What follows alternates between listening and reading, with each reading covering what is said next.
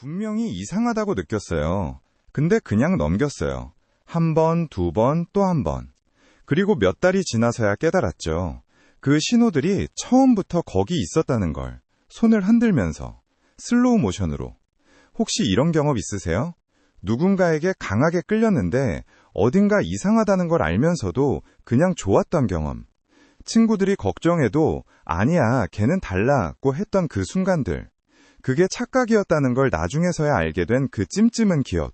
근데 그게 당신이 순진해서도 판단력이 부족해서도 아니에요. 사실은 완전히 다른 이유가 있어요. 뇌 안에서 일어나는 아주 구체적인 심리 메커니즘이 있거든요. 오늘은 이걸 같이 파볼 거예요. 왜 강한 끌림 앞에서 우리 뇌가 위험 신호를 무시하는지, 그 뒤에 어떤 심리가 작동하는지, 그리고 이걸 알고 나면 우리 일상에서 뭐가 달라지는지 같이 알아볼게요. 자, 먼저 배경부터요. 우리는 보통 이렇게 생각해요. 나는 이성적인 사람이야. 분명히 뭔가 이상하면 알아챌 수 있어. 근데 실제로는요, 가장 똑똑하고 감수성 높고 자기 자신을 잘 안다고 생각하는 사람들도 강한 끌림 앞에서는 완전히 다르게 행동해요. 있잖아요. 이게 핵심인데요. 이건 의지력의 문제가 아니에요. 판단력의 문제도 아니에요. 이건 뇌가 설계된 방식의 문제예요. 그리고 이 설계를 이해하면 나 자신한테 왜 그랬냐고 자책할 필요가 없다는 것도 보이기 시작해요. 첫 번째 이야기부터 할게요. 누군가에게 강하게 끌릴 때 우리 뇌에서는 도파민이 분비돼요. 도파민.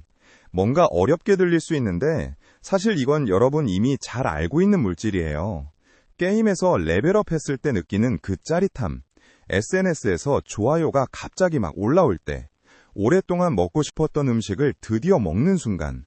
그때 뇌에서 나오는 게 바로 도파민이에요. 쉽게 말하면요. 뇌가 그 사람에게 엄청난 보상 태그를 붙여버리는 거예요. 그리고 그 태그가 한번 붙으면 뇌는 보상에만 집중하기 시작해요. 그걸 방해하는 정보들은 자동으로 걸러내요. 보이지 않게, 소리 없이. 이게 뭐랄까요? 어떻게 말하지? 자동화된 무시예요. 의도한 게 아니에요. 뇌가 그냥 그렇게 작동하는 거예요. 생각해봐요. 진짜 기대됐던 게임이 출시됐는데 리뷰에 버그투성이라고 써있어요. 친구들도 별로라고 해요. 근데 그래도 해보고 싶은 마음, 그 마음 아시죠? 뇌가 이미 그걸 받고 싶은 것으로 분류해버렸으니까요. 끌림도 똑같이 작동해요. 터널 비전이 생겨요. 보고 싶은 것만 보이고 보기 싫은 건 자연스럽게 흐릿해지죠. 근데 여기서 끝이 아니에요. 두 번째 심리 메커니즘이 있는데 이건 더 은근하게 작동해요. 심리학에서 후광 효과라고 부르는 거예요. 후광 효과. 이게 뭐냐면 누군가가 매력적으로 느껴지는 순간 우리 뇌가 자동으로 이런 계산을 해요. 이 사람은 분명히 친절할 거야. 믿을 수 있을 거야. 속이 깊을 거야. 아무 근거 없이요. 이게 우리가 의식적으로 생각하는 게 아니에요. 그냥 일어나요. 무의식에서. 아직 따라오고 계시죠? 잠깐만 붙잡아 주세요. 이게 뒤에 나오는 내용이랑 다 연결되거든요. 지금 이게 불편하게 느껴지신다면 맞아요. 그래야 해요. 왜냐면 이건 내가 선택한 게 아니라는 뜻이거든요. 뇌가 그렇게 반응하도록 설계되어 있는 거예요. 애니메이션으로 생각해봐요. 처음 등장하는 미스테리한 캐릭터, 바람에 흩날리는 머리카락, 강렬한 눈빛, 드라마틱한 배경음악. 그 순간 시청자들은 이미 확신하죠. 얘 분명히 엄청 복잡한 내면을 가진 캐릭터겠지. 근데 뚜껑 열어보면 그냥 드라마틱한 사람인 경우도 많잖아요. 매력이 실제보다 훨씬 화려한 필터를 씌워버린 거예요. 그리고 현실에서도 정확히 똑같은 일이 일어나요. 자, 여기까지가 뇌의 반응이에요. 근데 이제부터가 진짜 흥미로운 부분이에요. 뇌는 단순히 신호를 무시하는 것에서 끝이지 않아요. 한 발 더 나가요. 자기만의 이야기를 쓰기 시작해요. 강한 끌림을 느끼는 순간 뇌는 아주 바빠져요. 함께 가고 싶은 곳, 나누고 싶은 대화, 언젠가 생길 추억들. 뇌가 이미 우리 이야기의 시나리오를 쓰기 시작한 거예요. 그리고 한번 그 서사가 만들어지면 뇌는 그것을 지키려고 해요. 위험 신호가 보여도 이렇게 해석하죠. 그건 오해야. 타이밍이 안 좋았을 뿐이야. 나를 만나면 달라질 거야. 그러니까요. 이게 단순한 부정이 아니에요. 뇌가 능동적으로 이야기를 보호하는 거예요. 로맨틱 영화 볼 때 생각해봐요. 주인공이 분명히 문제 있는 상대와 사랑에 빠지는데 관객은 그 관계를 응원하게 되잖아요. 왜요? 우리 뇌가 이미 그 결말을 원하고 있으니까요. 현실의 끌림도 똑같아요. 우리는 이미 원하는 결말이 있어서 중간에 빨간불을 못 보는 거예요. 아니, 정확히 말하면 안 보려고 하는 거예요. 맞아요. 그래서요, 이 다음 부분이 나머지를 다 바꿔요. 강한 끌림이 만들어내는 게 하나 더 있어요. 감정의 강렬함이에요. 설레고, 긴장되고, 기다려지고, 때로는 불안하기도 하고, 이 감정의 온도가 너무 높으면 우리는 그걸 진짜 연결감으로 착각해요. 근데 여기서 잠깐, 사실은 이게 착각이에요. 강렬함과 건강한 연결은 달라요. 완전히 달라요. 액션 영화를 떠올려봐요. 폭발, 추격, 극도의 긴장감. 엄청 흥미롭죠? 근데 그 상황이 안전하고 좋은 상황인 건 아니잖아요. 진짜 호환성은 훨씬 더 조용한 감각에서 와요. 함께 있을 때 편안하고 믿을 수 있고 나답게 있을 수 있는 느낌. 끌림이 만드는 롤러코스터와는 결이 달라요. 이게 중요한 이유는요. 강렬하다고 해서 건강한 게 아니에요. 그 강렬함이 오히려 판단을 흐리게 만들 수 있어요. 감정이 크면 클수록 그 감정 너머를 보기가 어려워지거든요. 이제 제가 정말 잘 안 알려졌다고 생각하는 부분으로 넘어가는데요. 심리학에서 희소성 효과라고 부르는 게 있어요. 어떤 것이 얻기 어렵거나 희귀하게 느껴질수록 우리는 그것을 더 가치 있게 느낀다는 거예요. 이게 관계에서 이렇게 나타나요. 감정적으로 거리를 두거나 예측 불가능하게 행동하거나 오늘은 따뜻했다가 내일은 갑자기 차가운 사람, 그런 사람이 오히려 더 쫓고 싶게 느껴지는 경험 혹시 있으세요? 그게 성격 문제가 아니에요. 뇌가 그 불규칙함을 얻기 어려운 귀한 것으로 해석해버리는 거예요. 카카오톡 익십을 당한 순간 떠올려봐요. 분명히 잘 지냈는데 갑자기 답장이 없을 때 그 순간 왜인지 더 신경 쓰이잖아요. 계속 확인하게 되고. 그게 바로 희소성 효과예요. 게임에서 드롭률 0.1%짜리 아이템 생각해봐요. 그게 실제로 엄청 유용해서가 아니라 얻기 어렵다는 것 자체가 욕망을 자극하잖아요. 관계에서의 희소성도 똑같아요. 근데 아이템과 다른 점이 뭔지 아세요? 관계에서의 희소성은 가치를 의미하지 않을 수 있어요. 그냥 안 맞는 사람일 가능성이 훨씬 높아요.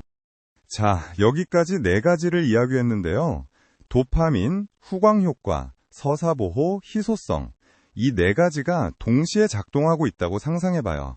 그 상태에서 위험 신호를 보는 게 얼마나 어려운 건지 이제 좀 느껴지시죠? 근데 있잖아요. 그럼에도 불구하고 보는 사람들이 있어요. 바로 친구들이에요. 혹시 이런 경험 있으세요? 내 눈엔 전혀 안 보이던 문제들을 친구들이 딱 한 번 보고 바로 포착해내는 경험. 심지어 만난 적도 별로 없는데 그건 친구들이 더 똑똑해서가 아니에요. 단지 도파민의 영향 밖에 있기 때문이에요. 감정적으로 연루되지 않은 상태에서는 상황을 훨씬 객관적으로 볼 수 있어요. 어려운 게임 구간을 직접 플레이하는 사람은 패닉 상태예요. 근데 옆에서 구경하는 친구는 여유롭게 말하죠. 야, 그냥 왼쪽으로 가면 돼. 당신을 걱정하는 사람들의 시선은 때로 당신이 스스로는 절대 볼 수 없는 걸 보고 있을지도 몰라요. 그리고 마지막으로 이 부분이 솔직히 저도 읽으면서 멈칫했어요. 사실 우리 대부분은 처음부터 알고 있어요. 처음 만났을 때부터 뭔가 이상하다는 느낌, 어딘가 불편한 감각, 뭔가 맞지 않는 것 같은 직관. 근데 강한 끌림 앞에서 우린 그걸 이렇게 덮어버려요. 내가 너무 예민한 거겠지? 내가 불공평하게 보는 걸 수도 있어. 오늘 기분이 안 좋아서 그런 거 아닐까? 직관은 논리보다 먼저 패턴을 읽어요. 그 불편한 신호를 계속 무시하다 보면 더 큰 문제가 생기고 나서야 비로소 깨닫게 되죠. 아, 처음부터 알고 있었는데. 그 신호들이 처음부터 거기 있었어요. 우리가 못 본 게 아니라 보지 않도록 만들어진 상태에 있었던 거예요. 그러면 어떻게 해야 할까요? 아까 제가 쓴 그 단어 기억나세요? 도파민. 그 보상 태그. 그게 붙어있는 상태에서는 아무리 이성적으로 판단하려 해도 힘들어요.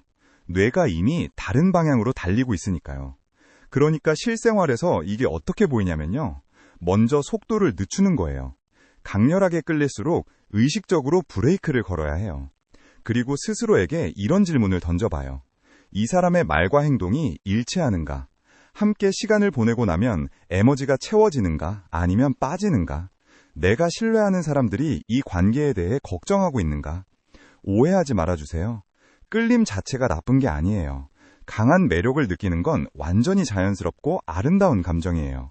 근데 그 끌림이 너무 강렬해서 다른 모든 것을 가릴 때 잠깐 멈추는 것, 그게 필요한 거예요.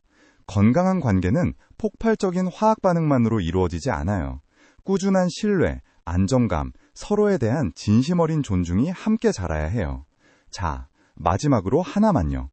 오늘 이야기한 것들, 도파민이 만드는 터널 비전, 후광 효과, 뇌가 이야기를 보호하는 방식, 희소성 효과, 그리고 처음부터 알고 있었던 직관까지. 이 모든 게 동시에 작동하는 상태에서 내린 판단을 우리는 너무 오래 자책해왔어요. 이게 핵심이에요, 진짜. 핵심. 이건 당신이 약해서가 아니에요. 뇌가 설계된 방식이에요.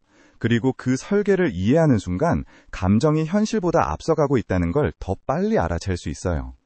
에피소드 처음에 그 장면 기억하세요? 분명히 이상하다는 걸 알면서도 그냥 넘겼던 그 순간. 이제 그 순간이 달리 보이지 않으세요?